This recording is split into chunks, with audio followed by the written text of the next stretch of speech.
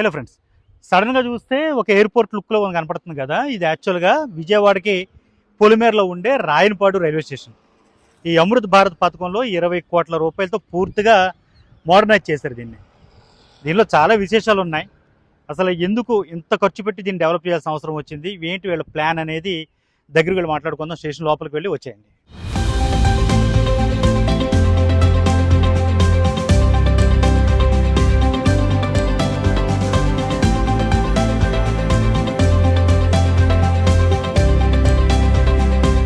ఈ అమృత్ భారత్ పథకంలో ఒక స్పెషాలిటీ ఏంటంటే, స్టేషన్లు ఏవైతే డెవలప్ చేయాలని వాళ్ళు ప్రయత్నిస్తున్నారో ఆయా స్టేషన్లకి లోకల్గా ఉండే ఆ గుర్తింపుని రిఫ్లెక్ట్ అయ్యేలాగా, అంటే అవి ప్రతిబింబించేలాగా తీర్చిదిద్దుతున్నారు.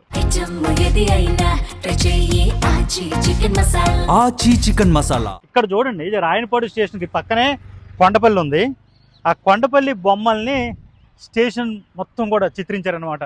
ఆ కొండపల్లి బొమ్మల్లో ముఖ్యమైన ఆ వేణు ఒకటి, అక్కడ ఉన్నటువంటి ఆ డాన్సింగ్ డాల్ అంటారు కదా, ఆ బొమ్మ ఒకటి, అలాగే మెయిన్ కొండపల్లి బొమ్మలు అంటే గుర్తొచ్చేవి అవి రెండు మీకు కనబడుతున్నాయి కదా, అవి చాలా ఇంపార్టెంట్.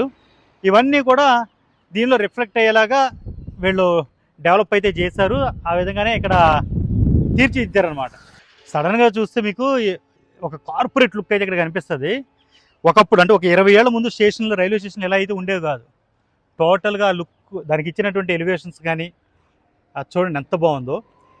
ఇంకొకటి, ఈ అమృత్ భారత్ స్కీమ్లో బాగా నచ్చింది ఏంటంటే, ఈ దివ్యాంగన్ అంటే వీళ్ళు ఉన్నారు కదా, ఎవరైతే కాస్త ఫిజికల్లీ ఛాలెంజ్డ్ ఉంటారు కదా, అలాంటి వాళ్ళకి హెల్ప్ అయ్యేలాగా. ఇప్పుడు కొంతమంది కళ్ళు సరిగ్గా కనపడిన వాళ్ళు ఉంటారు, అలాంటి వాళ్ళు పైకి ఎక్కడానికి వీలుగా ఒక ర్యాంప్ ఏర్పాటు చేసి, ఇదిగో ఇలాంటి ఒక వాళ్ళకి అర్థమవుద్ది అనమాట. ఈ బ్రెయిలీ దీంట్లో అర్థమైపోతుంది ఇక్కడ ర్యాంప్ ఉంది అని చెప్పి, వాళ్ళు నడవడానికి ఎలాంటి ఇబ్బంది లేకుండా ఈ ర్యాంపులు ఏర్పాటు చేస్తున్నారు. అదొకటి మంచి ఇన్నోవేటివ్ అనే చెప్పాలి.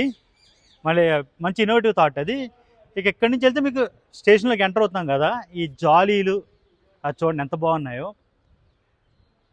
అన్నీ పాజిటివ్ అంటే చెప్తాను, దీంట్లో ఉన్నటువంటి కొన్ని 1-2 మైనస్ పాయింట్లు కూడా చెప్తాను. బట్ మంచిగా చెప్పాలి కదా. ఇది చాలా బాగా డెవలప్ చేశారు. ఇది మొత్తం అప్పట్లో చెర్లపల్లి మీద ఎలాంటి అప్లాజ్ వచ్చిందో చాలా బాగా తయారు చేశారని చెప్పి, ఇక్కడ రాయనపాడుని కూడా వీళ్ళు అలాగే డెవలప్ చేస్తున్నారు. అంటే మరీ ఆ రేంజ్లో కాదు కానీ, ఒకప్పుడు రాయనపాడు స్టేషన్తో పోలిస్తే ఇప్పుడు ఇది ఎంతగా చేంజ్ అయింది అనేది చెప్పొచ్చు. మొత్తం వాటి మీద ఈ రకరకాల చిత్రాలు, అలాగే ఇటువైపు వస్తే రిజర్వేషన్ కౌంటరు, టికెట్ కౌంటరు, ఈ దివ్యాంగుల టికెట్ కౌంటరు, ఇవన్నీ కూడా చాలా ఎంత మోడర్న్గా వీటిని డెవలప్ చేశారు గతంతో పోలిస్తే అనేది ఈజీగానే మనం ఐడెంటిఫై చేయొచ్చు. ఇక్కడి నుంచి ప్లాట్ఫామ్స్ మీదకి వెళదాం. అయితే దీంతో పాటుగా ఇక్కడ ఈ ఏసీ సిట్టింగ్ రూమ్స్ కానీ, ఇది ఏసీ వెయిటింగ్ హాల్, ఇది దానికి సంబంధించిన డిజైన్స్ కానీ చూడండి ఎంత బాగున్నాయో. అంటే ఇన్ఫ్రాస్ట్రక్చర్ పరంగా చాలా బాగానే డెవలప్ చేస్తున్నారు, అందులో ఎలాంటి అనుమానం కూడా లేదు. ఇది ప్లాట్ఫామ్ నెంబర్ 1. ఇది ఇప్పుడు ఆ రెండు కూడా దీంతో సమానంగా డెవలప్ చేస్తారన్నమాట. ఆ రెండు కొంచెం పెండింగ్ వర్క్ అయితే ఉంది. అవి రెండు కూడా పూర్తయిపోతే టోటల్గా ఇది అంటే ఆల్మోస్ట్ కంప్లీట్ అయిపోయింది. ఒక 95% కంప్లీట్ అయిపోయింది. ఇంకో 5% ఉంది, అది కూడా త్వరలోనే కంప్లీట్ చేసేస్తామని చెప్తున్నారు. మొత్తం 3 ప్లాట్ఫామ్స్తో ప్రస్తుతానికి ఈ స్టేషన్ అయితే రెడీ అవుతుంది.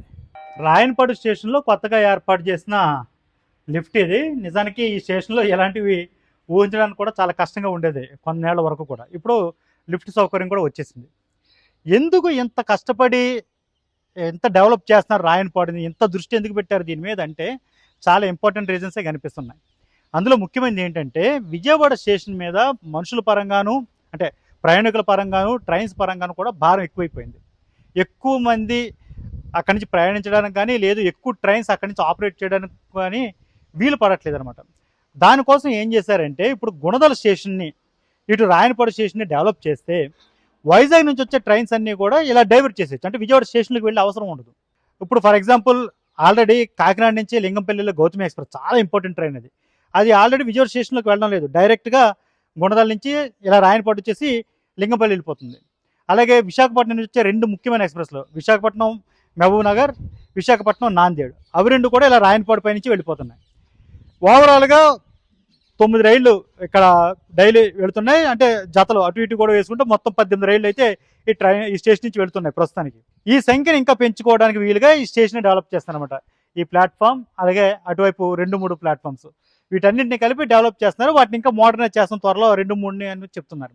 మెయిన్ వాళ్ళ దృష్టి అంతా కూడా ఇదేనమాట. ఇప్పుడు విజయవాడ స్టేషన్ని కూడా డెవలప్ చేయాలి, దాన్ని మొత్తం మళ్ళీ మార్చేయాలి, దాని డిజైన్ అంతా అని కూడా ప్రయత్నాలు జరుగుతున్నాయి. దానికి సంబంధించిన ప్రాజెక్ట్ అది వేరేగా నడుస్తుంది. కానీ ఈలోపు అసలు విజయవాడ స్టేషన్ మీద భారం పూర్తిగా తగ్గించేయాలి అంటే కనుక ఈ వైజాగ్ నుంచి హైదరాబాద్ వెళ్ళే రైళ్లలో చాలా వాటిని ఈ రూట్లో గుణదలపై నుంచి రాయనపాడు మీదుగా పంపించాలనేది వాళ్ళ ఆలోచన అనమాట. అందుకోసమే ఇంత దృష్టి పెట్టారు రాయనపాడు మీద. ఆల్రెడీ గుణదల కూడా రెడీ అయిపోయింది.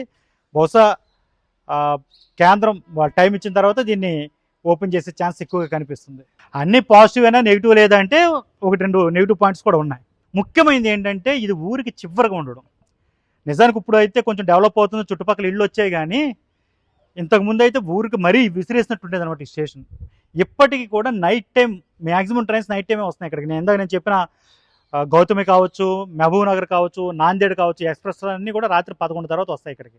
అప్పుడు దిగితే ఇక్కడి నుంచి విజయవాడ ఊళ్ళోకి వెళ్ళడానికి చాలా ఇబ్బంది అవుతుంది ప్రయాణికులకి, ముఖ్యంగా స్త్రీలకి, పిల్లలకి, వృద్ధులకి చాలా ఇబ్బంది అవుతుంది. దానికి ట్రాన్స్పోర్ట్ పెంచాల్సి ఉంది. దానికి రాష్ట్ర ప్రభుత్వం పూనుకోవాల్సిన అవసరం ఉంది. ఎందుకంటే అమరావతి ఇక్కడ దగ్గరలోనే వస్తుంది కాబట్టి, మొత్తం ఆ రీజన్ అంతా ఇక్కడ దగ్గరలో వస్తుంది కాబట్టి ఖచ్చితంగా వాళ్ళ ట్రాన్స్పోర్ట్ ఏర్పాటు చేయాలి, రైల్వేతో కోఆర్డినేట్ చేసుకోవాలి వాళ్ళు. అప్పుడు ప్రయాణికులకి ఈజీగా ఉంటుంది. ఎక్కువ మంది విజయవాడ వెళ్లాల్సిన అవసరం లేకుండా డైరెక్ట్గా రాయనపాడు వచ్చేస్తున్నారు. ఇప్పటికీ ఈ ప్రాంతాలకు రావాల్సిన వాళ్ళు విజయవాడలో దిగి అక్కడి నుంచి వాళ్ళు కూడా రాత్రిపూట ఆటోలో లేకపోతే హైవే మీద నుంచి వెళ్ళే బస్సులోనే ప్రయాణించాల్సి వస్తుంది. అది కొంతవరకు పర్వాలేదు, వాళ్ళకి ఏదో ఒక సాధనం దొరుకుతుంది. రాయనపాడులో దిగి ఊళ్ళోకి వెళ్ళాలనుకున్న వాళ్ళకి మాత్రం అది నైట్ టైం చాలా ఇబ్బంది అవుతుంది. ఇక్కడ ఆటోలు కానీ ఉన్నాయి, బయట కంపెనీలు ఉన్నాయి, కానీ ఆ ట్రాన్స్పోర్ట్ కంపెనీలు తెలుసు కదా మీకు, అవసరం ఉన్న చోట వాళ్ళు చాలా ఎక్కువగా వసూలు చేస్తారు. అది చాలా ఇబ్బంది అవుతుంది ప్రయాణికులకి. అది ప్రధానంగా దృష్టి పెట్టాలి. రెండోది రైళ్లు ఎక్కువ ఆపాలి, ముఖ్యంగా ప్యాసింజర్ ట్రైన్స్, అంటే కొన్ని డెమో ట్రైన్స్ ఉంటాయి కదా, అలాంటి వాటిని కూడా ఎక్కువగా పెంచుతారు. డోర్నకల్ వెళ్ళే ట్రైన్ ఒకటి ఆగుతుంది, భద్రాచలం రోడ్డు ఒకటి ఉంది, అలాగే ఇంకొన్ని మెమూ ఎక్స్ప్రెస్లను వేస్తే సాధారణ ప్రజలకి చుట్టుపక్కల కొండపల్లి కావచ్చు ఇలాంటి ప్రాంతాలకు సంబంధించిన వాళ్ళందరికీ కూడా చాలా ఉపయోగపడుతుంది. వాటి మీద దృష్టి పెట్టాలి. వీటన్నిటికి సంబంధించిన ఆ దిశగా రైల్వే కూడా ప్రయత్నాలు చేయాలని ప్రయాణికులు కోరుకుంటున్నారు. మరిన్ని అప్డేట్స్ కోసం చూస్తూనే ఉండండి ఏబీపీ దేశం. ఆచి చికెన్ మసాలా.